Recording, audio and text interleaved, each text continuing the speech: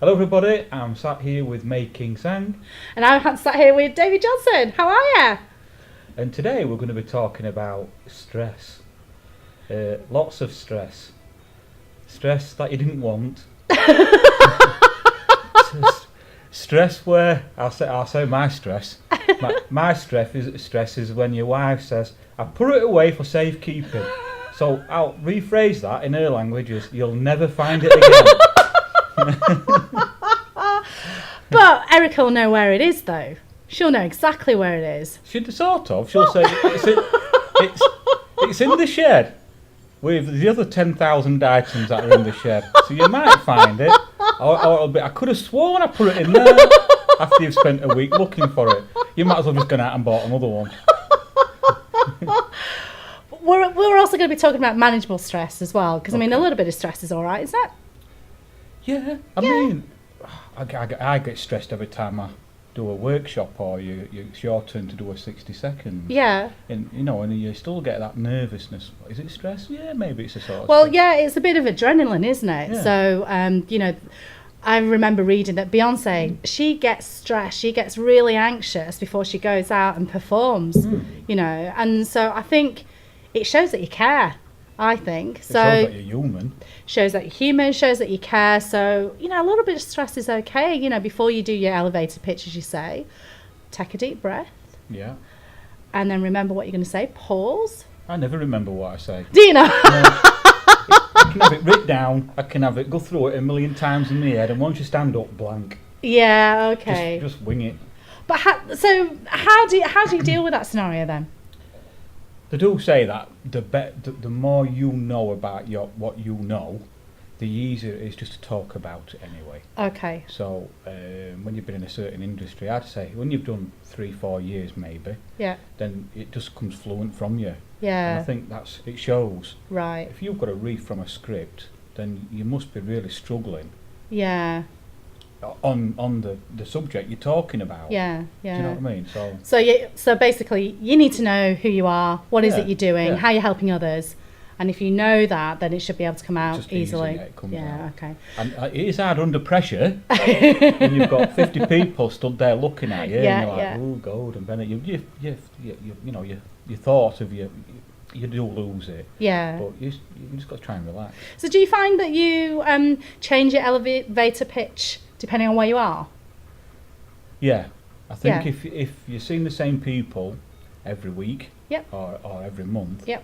you don't want to keep repeating the same stuff. Yeah, So that's true. you try and think of something different before you stand up, Right. because you know that everybody in the room's heard what you've said before. Yeah. So try and bring it off maybe a little bit differently. Yeah. Somebody might understand what you said before, but others didn't. Yeah. So switching it might swing. Yeah. So how do you manage, you're about to do your first elevator pitch in a networking event. The last video we talked about networking. Yeah. So imagine if you're going to do it for the first time. How do you manage, because you're going to be nervous, Yeah, right? yeah. How do you manage that? Do you remember the first time you did your first elevator pitch? I did.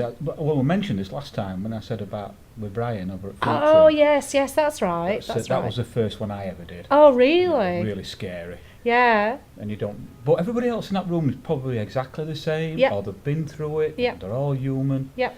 But if that don't work, just have 5 pints first. So that's how you manage stress. Drink. Drink. Have a few Responsibly. beers. Drink responsibly, though. Coffee don't work. But aren't you wired to the hilt? That might manage it, won't it? What, we're on coffee? Yeah. It's not as good as having a beer. Or 3. Or 3 or 5. Yeah. I remember the first time I had to do my elevator pitch in Australia, and the first event that I went to was a Chambers of Commerce one, so very well attended, over 120 odd people there, and so everyone was going through the pitches, and so I was trying to rehearse in my head, what I was going to say, and I was, obviously nervous, Luckily I wasn't one of the last, because I think everyone's lost the will to live after you've gone through 120 odd business owners, but I was sort of in the middle, and what was going on in my head is, how can I make myself different? How can I stand out? And I really, really try so hard to figure out how I can stand out. And so I always, my name is May King, as you know. My business is making tea. So I always make a play on that because I'd rather hope that would make it memorable. So don't worry, you do remember you're all right.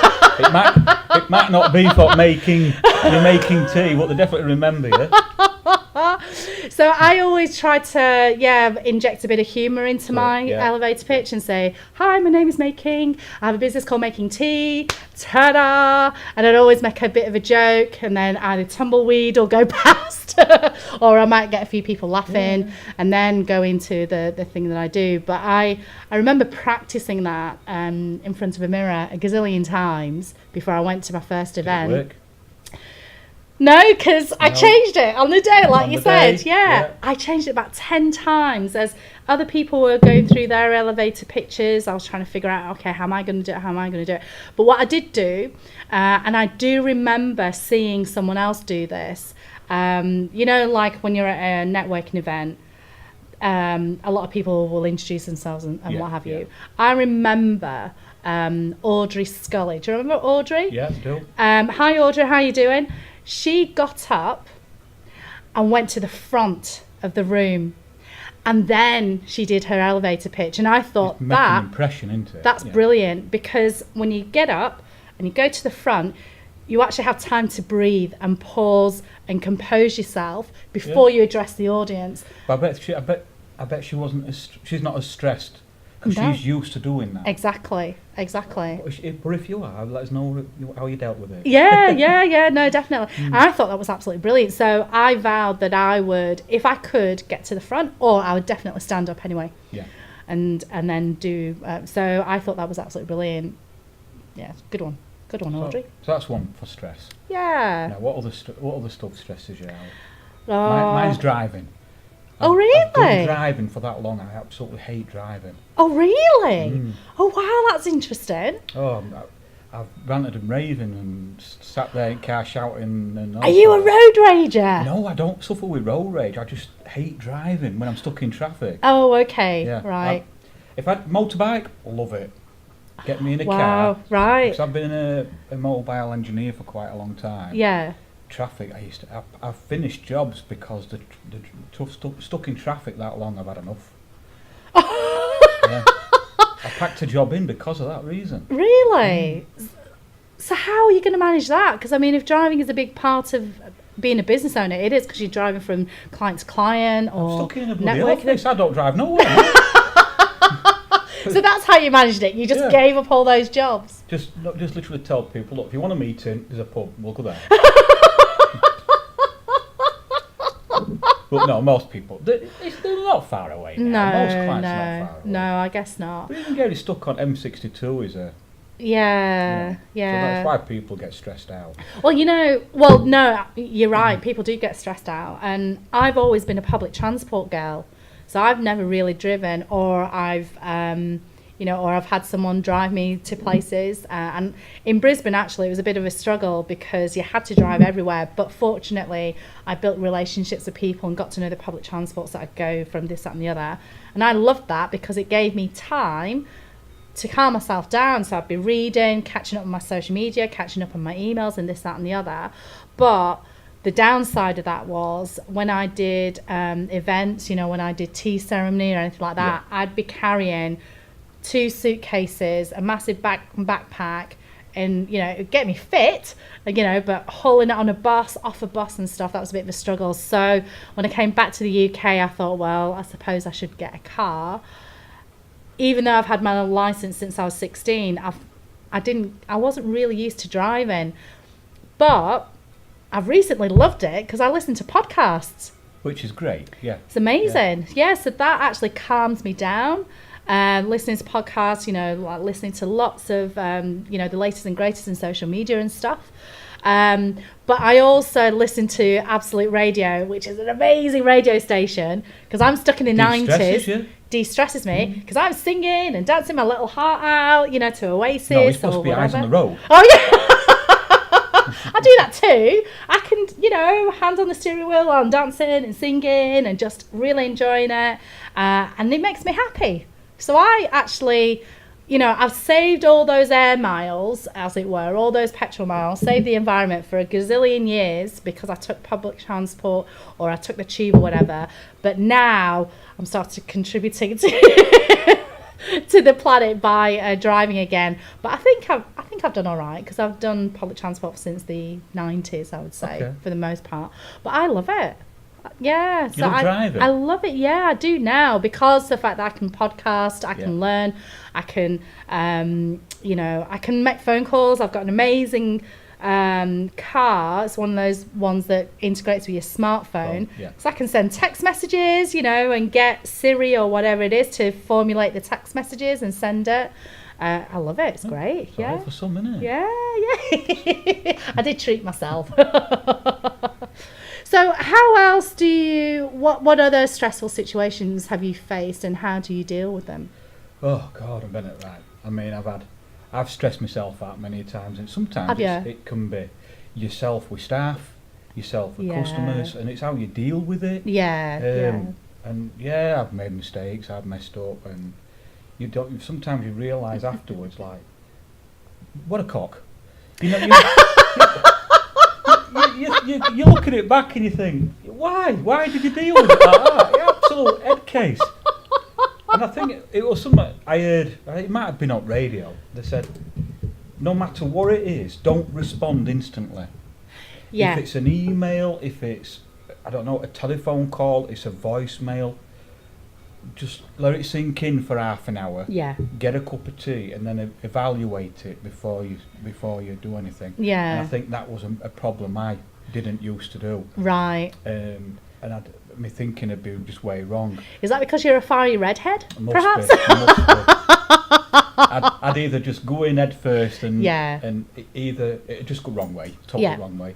But then generally, I'm quite good with people. So if my back's not getting up, I'll help anybody. So I do find it strange people seem to want that stress. Do you see what I mean? What, they're inviting it? Yeah, it's like, why send an email like that? Why? It's like, have you got a life? Do you know, I before I started my own business, I was in London and I worked in IT for 10 years, and I had the most amazing managers who managed me, like the 3 owners of a business. Hi, Paul, Saul and Kenton. You guys are amazing.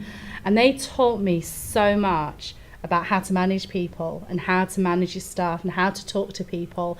And it's just about connecting with them. It's just about being human. You're not bigger than, or better than your staff. And you do have to have a great deal of empathy, being able to step into their shoes. So if they've sent you an email where they're really annoyed, there's no point reacting to that. You need to think about it from their viewpoint.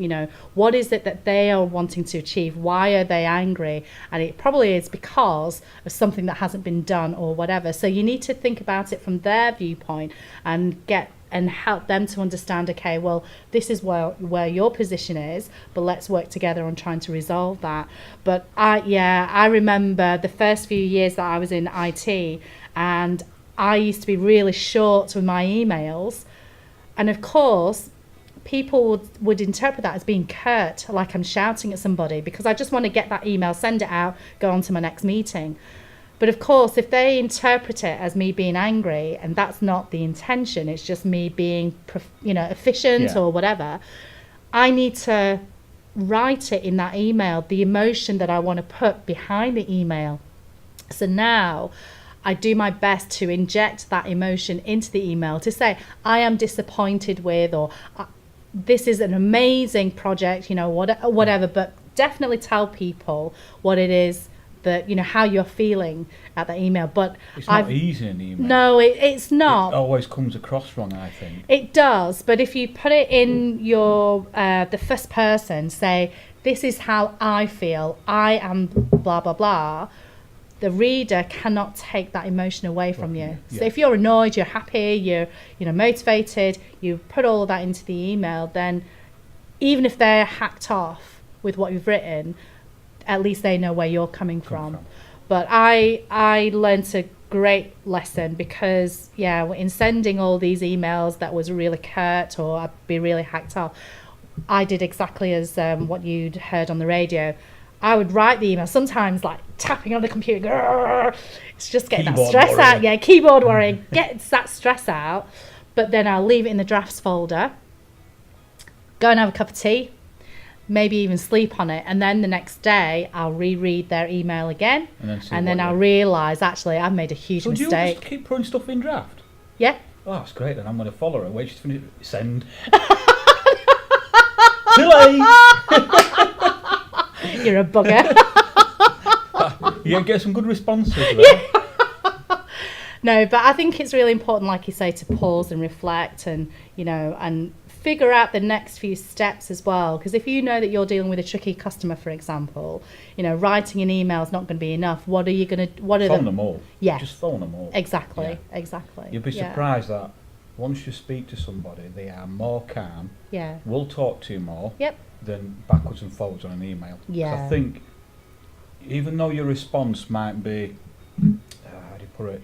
You're trying to be reasonable. Yep. You're trying to be non-aggressive. Yeah. You're just trying to give a solution. Yeah. It still can come across totally wrong. Yeah. So just pick phone up. Yeah. Good point. So there must be occasions where you have been really stressed, but you just don't know what to like. You didn't realise you were stressed. How do you get out of that? That's a tricky situation, isn't it? Yeah. I've had stress times. I've actually put my fist through a screen on a laptop. Yeah. Really? Yeah. And I've not had it 2 minutes. Oh! I can't remember what the stress it was. Something just was not working, and I knew I weren't doing it wrong. And it's like them when you're doing them. Is it the capture or something? You got to click on four cars in a picture. Oh yes. Yeah, to And then, say you're not a robot. Yeah. 4 traffic lights in a picture. Yeah, to go through or the security. every one that's on it. Yep. And like 300 later, you still can't get past it, and they wonder why you're like. Yeah. Yeah.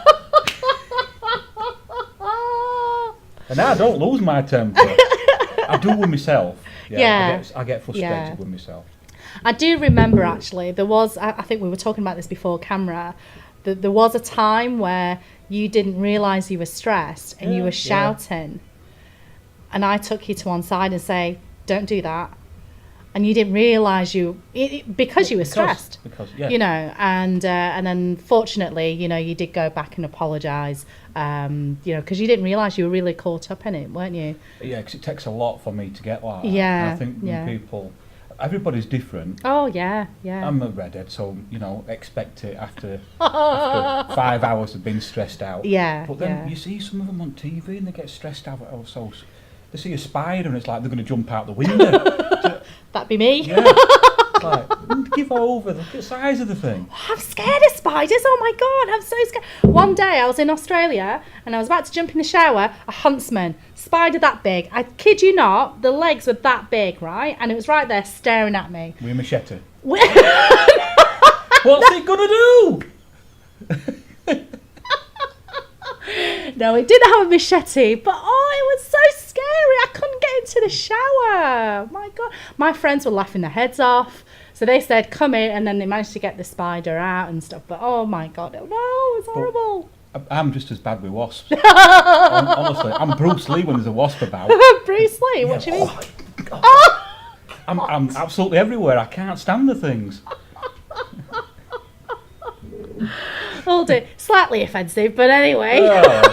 But you know what I mean. Yeah. Kung Fu champion then, if you want to put it that way. Oh dear me. But yeah, I think that again we were talking about off camera about stressful situations, and sometimes when you feel overwhelmed, I know that I've done this in the past, when you feel overwhelmed, I just want to hide under the duvet and just hope it'll go away. And that's what I've done in the past. I'm renowned for it. I'm one of those people who, when the bills were stacking up, I didn't want to open them, and of course that is not healthy, right? You've got to do something, you've got to take action. And this year I've done a few videos about mental health. You know, this is where, you know, you get so stressed, you get into being anxious, and you go into a place of overwhelm, and, you know, like I say, you end up going under the duvet. And one day I actually did a Periscope on this. One day I had I had an unexpected invoice in my inbox, right? So some pennies were about to go into my bank account. Ooh. That's amazing. Yeah. Something to celebrate, right? And then I think it was about an hour later I had a meeting. So I went to the meeting. It went completely not as I expected. But you still got some money in the bank. But I still got some money in the bank. But because I was so angry and so overwhelmed and so, you know, I felt really annoyed and depressed and frustrated and, you know, negative, I was concentrating on that, which is not good, is it? No. And so last year, I know what I would have done. Last year, I would have gone home, I would have cried, I would have just gone under the duvet and just, you know, just moped about and not done anything, you know, and just really wallow in that self-pity. Yeah. But I actually took action. So this year, I thought, this is horrendous, you know, nothing I could do with the meeting. It just happened that way because the guy was just overbearing. That was the way he decided to be. That was his prerogative. And but I took action. I gave you a ring, didn't I? Yes, you did. I called you, and I also called Paul as well. Hi, Paul. How you doing? He said, "Don't ring me again." And I took action, and I called the two of you. Unfortunately, you guys were in the area, so we went out for a beer. Yes. And it was just the one because I was driving. But you put it I into. don't know how many I had. But you put it into perspective for me, which was great. And that was all I needed. I just needed to talk to somebody about it. And, you know, and I mentioned about the small win that I had in earlier.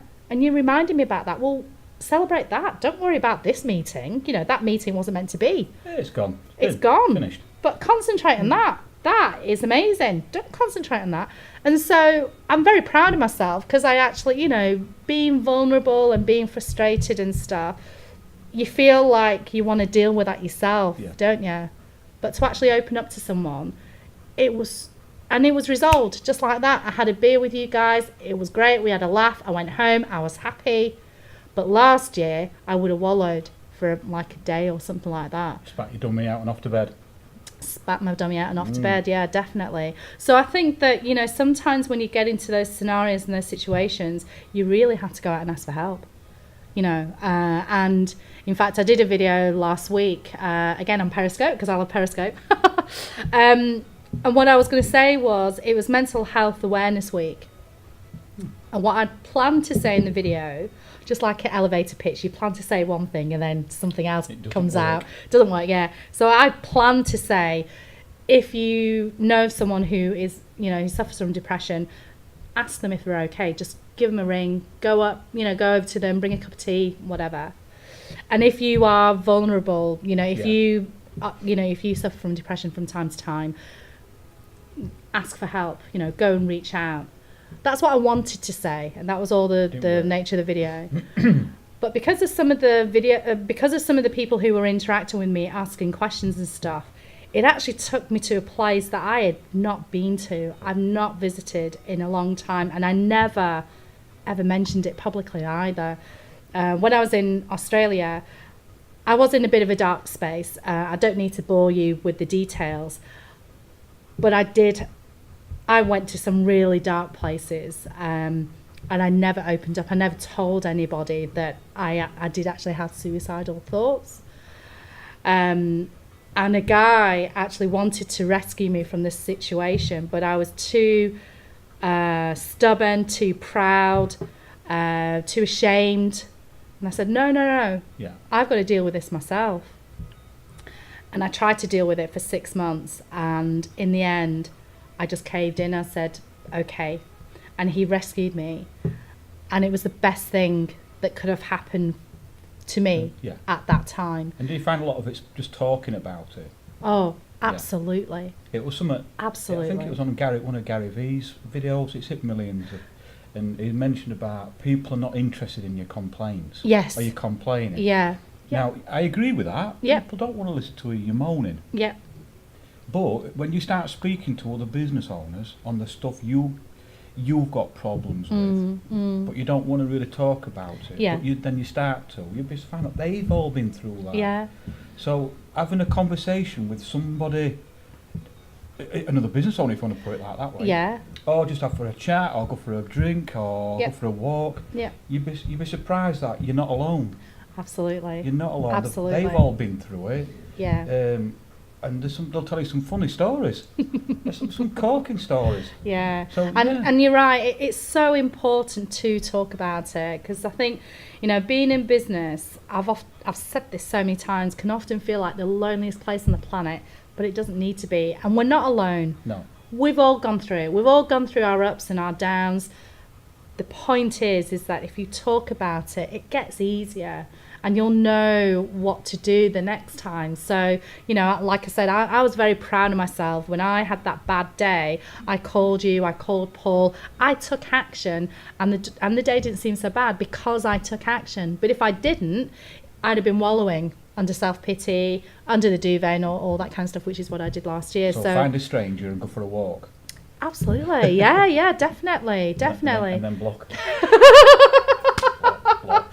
But if you don't have anyone to talk to, there are so many people you can connect with on social media. Send them a private message saying, hey, have you got time for a chat? I'm struggling here. I need a hug. Yeah. A virtual hug. And the amount of support that you get is amazing. But yeah, you're not alone in this. You have to share. Yeah.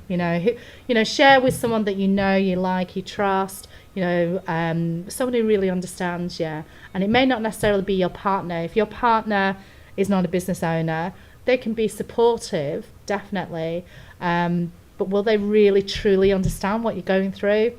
Maybe, maybe not. But they may not be the best person to discuss it with. That's my thoughts and But if there's a feelings. particular subject you wanted to talk about, or a certain part of stress or mental health, Yeah. give us a Give us a bell. shout. I mean, if you like the video, give it a thumbs up, and we'll put more on YouTube.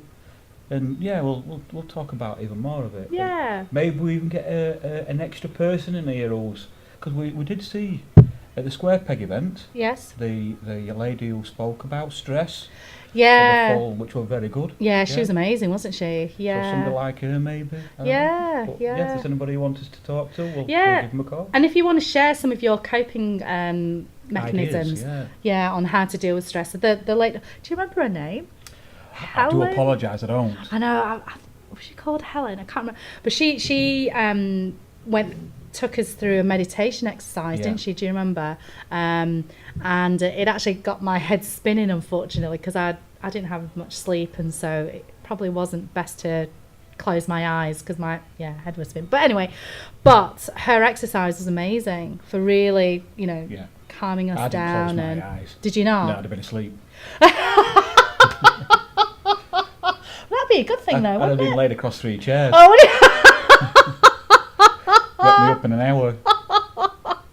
But yeah, if you've got any coping mechanisms for stress or anxiety, do let us know, and we'd be more than happy to share it, because we just want to help everyone, really, help business owners. We've been there, we know what it's like, don't we? Still going through it. Still going through it. Absolutely. All right then, shall we go? We'll sign off, shall we? We'll see you on the next one. See you on the next vlog. Bye. Bye.